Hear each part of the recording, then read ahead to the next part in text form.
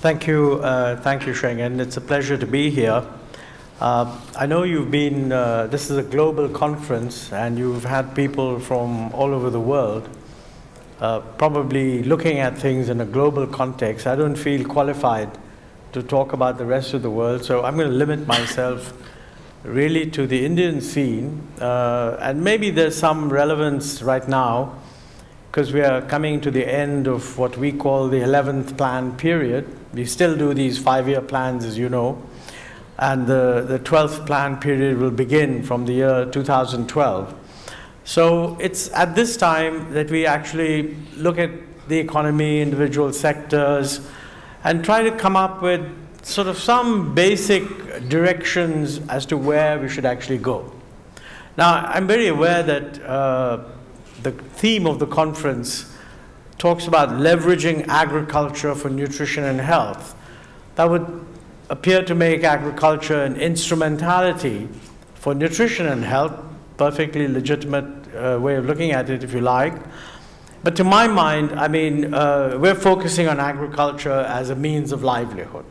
Clearly, if you look at agriculture as a means of livelihood for a very large number of the people, then if it succeeds in providing better livelihood, better incomes, it's bound to have an impact on nutrition. It's also bound to have an impact on health. But I'm really going to not try to make very specific linkages between agriculture and nutrition. I mean, after all, if livelihoods is what you're interested in, it's not even necessary to focus only on food. So I realize that agriculture produces income, agriculture also produces food, and you know, one can imagine situations in which countries are placed, smaller countries, where they actually have to make choices. Are they going to go for food self-sufficiency or not? Difficult choices, but for a large country like India, that's never really the issue. I mean, a large country invariably focuses on a very substantial degree of food self-sufficiency. So the equivalence of agriculture and food is pretty much enforced.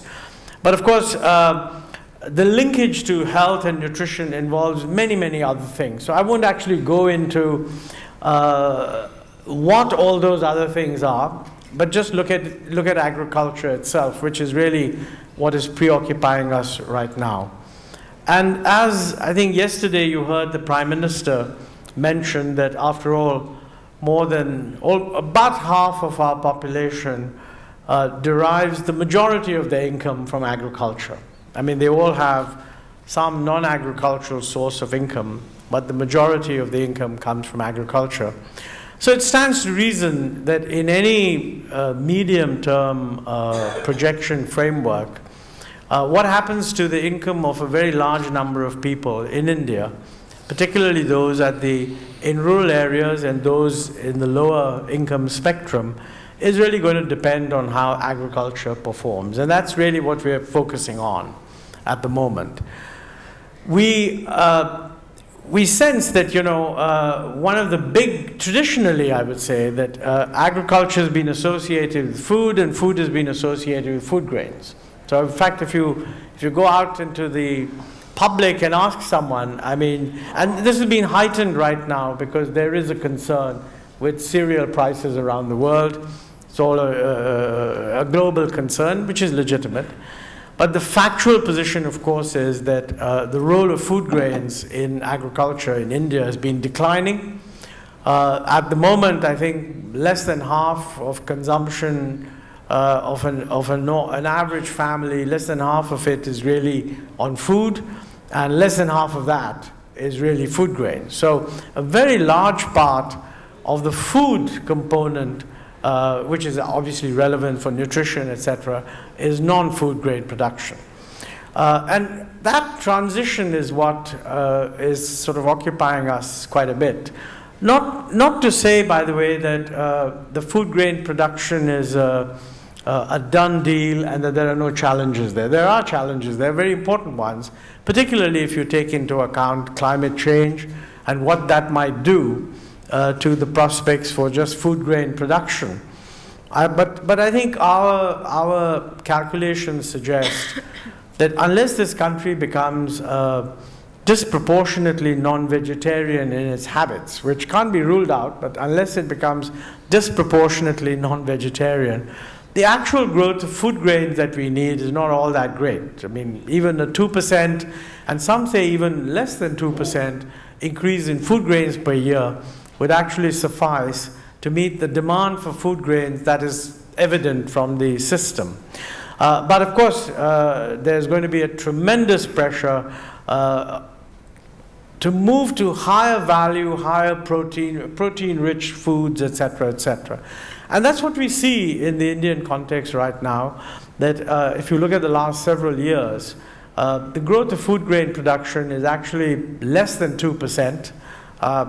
That's not good enough, and I think we do need to increase it. Lots of effort is being made to increase it. One of the key challenges really for us is to move some of the traditional food grain growing areas away from food grain and to have them diversify, which of course means that some of the other areas need to do a lot more of food grain production than they've been doing. I mean, obviously I have in mind states like Punjab, which are water scarce, but which at the moment are, the system is operating in a way in which they have a strong encouragement to produce rice, which is then exported to other parts of the country for purposes of meeting food grain needs. I've once seen a map by someone who actually sort of mapped out the movement of food grain and then converted it into an equivalent export of water. And you find that the most water scarce part of the country is exporting a huge amount of water in the form of rice to some of the most water plenty parts of the country. And when you look at it that way, there's a structural change that has to be brought about somehow. So I think that we need, the way we perceive it is that from an income growth point of view, we ought in India to be aiming at agriculture for the country as a whole, achieving a growth rate of GDP in agriculture of something of the order of 4% per year. In other words, if we are targeting a 9% growth in GDP, which is what we are currently targeting, we think that a 9% growth in GDP is kind of sustainable with a 4% growth in agriculture. Now, not that we wouldn't prefer a higher growth if it's feasible, but the fact of the matter is that agricultural growth has not been that easy to accelerate. If you go back to the period between 1980 and 1996, the growth of agricultural GDP was around 3.6%. After 1996, it declined to around 2%, in some periods even less than 2%, and the objective has been to get back to 4% growth in GDP. By the time the current plan period ends, which is at the end of the next fiscal year, in other words, this time next year, it's in all likelihood the 11th plan performance will be an improvement on the previous plan, but it's unlikely that we will have agricultural growth averaging more than, say, 3.5%. So we're still short of the 4% target. But this 4% really consists of food grains growing at about 2% and non-food grain agriculture growing at anywhere between 6, 7, 8%. And that is really what's happening on the demand side, shift towards vegetables, shift towards dairy products, and of course meat and fish also. Now, one of the key elements in that transition is that the importance of post-harvest management becomes very, very great. And I think yesterday the Prime Minister drew attention to this, been saying that he's tasking the Planning Commission and the Ministry of Agriculture to look at the whole issue of the marketing system in the country and whether it can be adequately modernized. It's clear that, you know, if you're a small farmer, ours is a small farmer agriculture, we don't have any corporate farming, so there are no corporations that own land and farm. Small farmer agriculture, when you're dealing with food grains, it's relatively easy to do the marketing as long as the government provides some sort of price support. Mainly because you have the choice of hanging on and waiting, and you can take it to the market whenever you want, and it's not really going to deteriorate in any reasonable period. That is, of course, completely different if you move to vegetables. And on the livelihood side, the bottom line really is that a tremendous increase in income earned per hectare is possible if you can move away from food grains to vegetables and crops like that. But that is only feasible. That is only feasible if the marketing of these crops can be properly organized. I think it's been one of the major deficiencies in the country at the moment that agricultural marketing has not been modernized. And in fact, there's even perhaps an inadequate appreciation of the importance of modernizing agricultural markets.